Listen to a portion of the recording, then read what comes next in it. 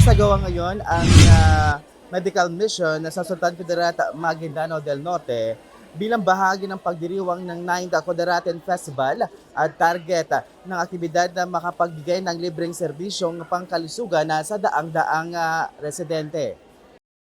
Aabot sa 500 na residente ang target na mabigyan ng libreng serbisyo sa isinagawang medical at dental mission ngayong araw February 7, 2026 sa bayan ng Sultan Kudarat Maguindanao del Norte.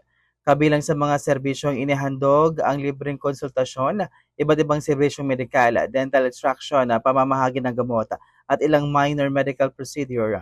Tinatayang nasa 40 pasyente ang target na mabigyan ng dental services.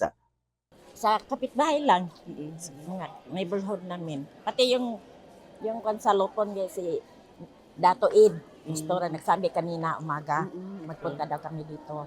Takay namin magpa-check up para sa sarili namin, katawan. Ang swerte kasi kami ang number 3, tapos kami nauna. Salamat po sa libre na medical mission para sa mga mahihirap. Ay, hindi naman sa mahihirap kasi sa mga tao na nandito po sa Sultan Kudarat. Bakit tayo napunta ngayon sa medical mission? Ano pong pakay natin? Ang gusto ko, makakuha ko tambal ba? Gamot, maka ng gamot. So ano palang nararamdaman natin, Bapa? Ang sakit ko, magtindig ako, murag makakuha ko. Nahirapan ka, Mahirapan ako maglakad. So ilang taon ka na po, Bapa?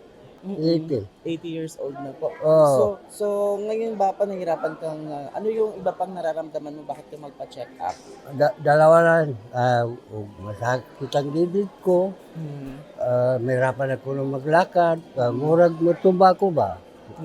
Dua lang.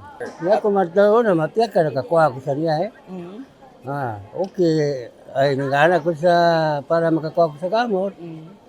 Nato ko ba katawan ko? Ang aktibidad ay bahagi ng 9th Kudaraten Festival sa pangunguna ni Mayor Dato Shamim Birwar Mastura sa tulong ng katuwang na ahensya at organisasyon gaya ng Office of the Member of the Parliament, Attorney Ishaq B. Mastura, Deputy Speaker at Member of the Parliament, Minister of Health, Junior Chamber International, Cotabato Regional Medical Center at Cotabato Sanitarium Hospital. Kinatawan naman ni Mayor Mastura sa programa sina Admin Sultan Banjo M. Ampona Al-Hajj, Vice Mayor Baya Norhaina Maik Al-Hajja, kasama ang MDRMO at mga konsehal ng bayan ng nakibahagi sa pamamahagi ng serbisyo. So ang layunin po natin ngayong umaga ay matugunan yung pangangailangan dito sa Barangay Dalumangkop. Ang ating mga doktor ay bumaba dito sa barangay for the first time para magbigay ng kanilang serbisyo, lalong-lalo na doon sa ating mga constituents na nangangailangan ng tulong na medikal at pati na yung dental. Para po yung serbisyo ng munisipyo, pati na ang probinsya ay maramdaman ng ating mga constituents at kasama na po of course yung aming opisina, no, ang tanggapan namin sa Office of the Deputy Speaker, ako ang inyong lingkod, Attorney Ishaq Kokoy Mastura. Una nga is we want to thank the Lord, Allahu Akbar. Nandito tayo, alhamdulillah, nandito tayo. Yung kanyang tulong ang pinaka-importante. Malapit na po ang Ramadan. So iniisip po rin natin yun na hindi lang po sa Ramadan ang ating serbisyo. Nandito tayo sa Kudaraten.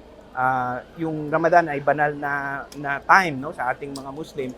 At yun, pinapasalamatan natin ang Allah, ang Diyos, na naabot natin itong panahon na ito, na on top of our mind is to help our people, to serve our people, at of course to serve our God. Allahu Akbar.